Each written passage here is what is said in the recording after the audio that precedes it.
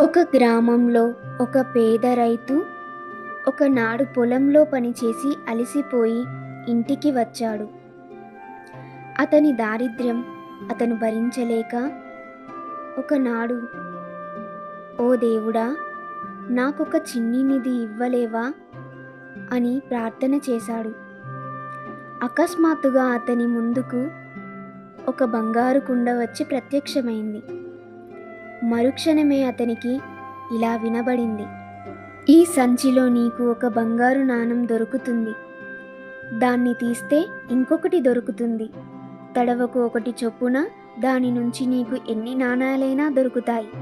నీకు చాలినన్ని తీసుకున్నాక ఈ కుండని నదిలో పారేయి. అయితే ఒకటి గుర్తుంచుకో, సంచిని నదిలో పారేసేదాకా నువ్వా డబ్బుని ఖర్చు చేయరాదు. అలా ఖర్చు చేశావో నీవు తీసిన డబ్బు మొత్తం మాయమవుతుంది."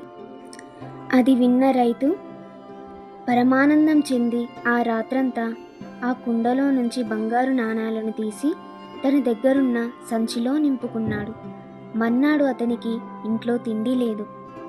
ఆ బంగారు కుండను నదిలో పారేసేదాకా బంగారాన్ని వాడటానికి లేదు.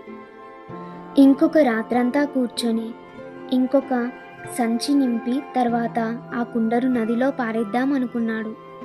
ఇలా చాలా రోజులు గడిచాయి. సంచులు బంగారు నాణాలతో నిండుతున్నాయి. రైతు రోజు బిచ్చమెత్తి పొట్ట నింపుకుంటున్నాడే తప్ప ఆ బంగారు నాణాలను ఎప్పుడూ ఖర్చు పెట్టలేదు. చివరకు ఒకనాడు అతను చనిపోయాడు.